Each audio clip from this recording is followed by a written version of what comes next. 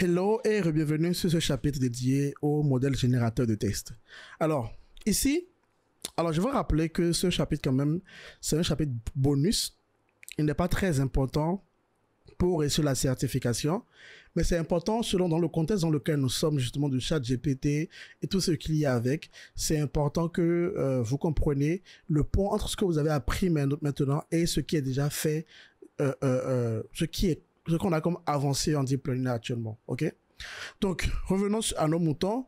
On veut prédire le prochain mot à chaque fois. Donc, on veut entraîner un modèle pour que lorsqu'on lui donne du test en entrée, comme ici, donc par exemple, si je lui dis Jésus est, qu'il puisse nous dire, il est en train de faire la prédiction du prochain mot.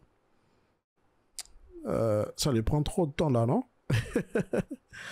Ça lui prend trop de temps là. Mais bon, en gros, nous, on veut donner à l'entrée des mots. Il va pouvoir prédire le mot qui suit. Et on a pris comme exemple la Bible ici. Jésus est sapiens, donc ça n'a aucun sens, mais bon, c'est pas grave.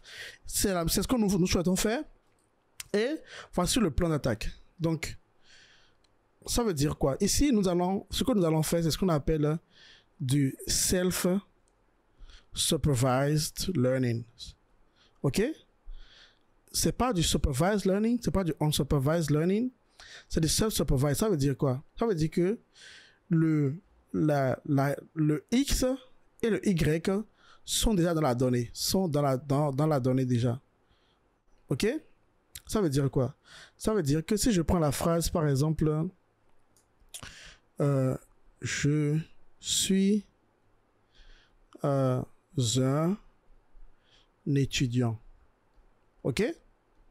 Cette phrase, par exemple, là, elle peut nous donner beaucoup de données.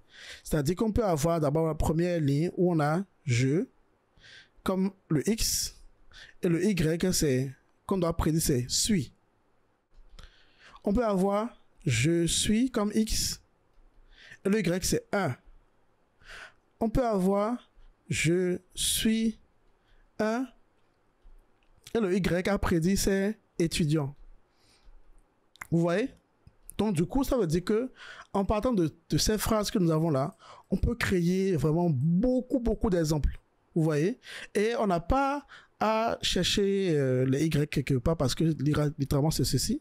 Alors, vous voyez, les Y, c'est toujours un mot, parce que c'est ce que nous voulons faire pour le moment. Et bien sûr, on peut lui donner le mot que Y a prédit à chaque fois et continuer la prédiction. Donc, en gros, ce que nous voulons faire ici, techniquement, si vous y pensez bien, une fois qu'on a construit la donnée, c'est une classification de tests. Ce que nous savons déjà fait, ok? Ce que nous savons déjà fait, on l'a fait dans le chapitre dédié au NLP, à l'introduction au NLP, on a fait dans le chapitre sur les réseaux de neurones récurrents aussi. Alors pourquoi ici je parle de classification de tests? Parce que du coup, c'est comme si nous avons tous les mots du vocabulaire qui sont des classes. Ok?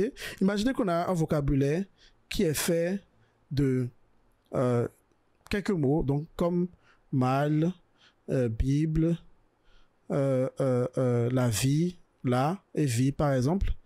Et donc du coup, à chaque fois que nous avons une entrée, on prédit en fait, on fait une classification pour savoir le mot qui vient après. Donc par exemple, si je dis je lis là. Donc là, quand on prend ça en entrée, on fait une classification de ce test-là pour lui dire il appartient à quelle classe en fait. Et techniquement, la classe, ce sont les différents mots. C'est le mot qui suit. Donc du coup, si ça, on prédit que c'est 0,03, ici que c'est 0,98%, ok, vous voyez, on fait une probabilité pour chaque mot du dictionnaire. Donc du coup, on pourra dire que, ok, c'est ce mot-là qui est la prédiction. Donc je lis la Bible. Vous voyez un peu? Donc ça veut dire que si on entraîne notre réseau de neurones, on pourra utiliser tout ce qu'on a appris là, donc les LSTM, bidirectionnels et autres. Et il nous suffira pour la dernière couche dense que nous aurons là, la dernière couche dense, elle aura autant de neurones qu'il y a de mots dans le vocabulaire. Vous voyez un peu le plan d'attaque? Donc, d'abord, nous aurons deux étapes. Bien sûr, on va pas regarder les tests comme ceci, hein.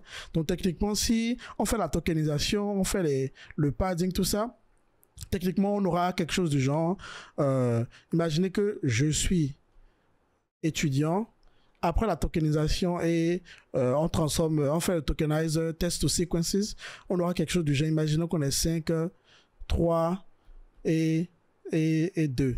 Ok, donc jeu c'est 5, suit c'est voilà. Donc du coup, quand on aura 5 en entrée, on veut prédire 3. Si on aura 5 et 3 en entrée, on veut prédire 2. Ok, donc c'est ce que nous allons faire dans le notebook dans la prochaine vidéo. On va commencer d'abord par tokeniser déjà, transformer la donnée dans un format qui est correct et ensuite on commencera l'entraînement. Allons-y.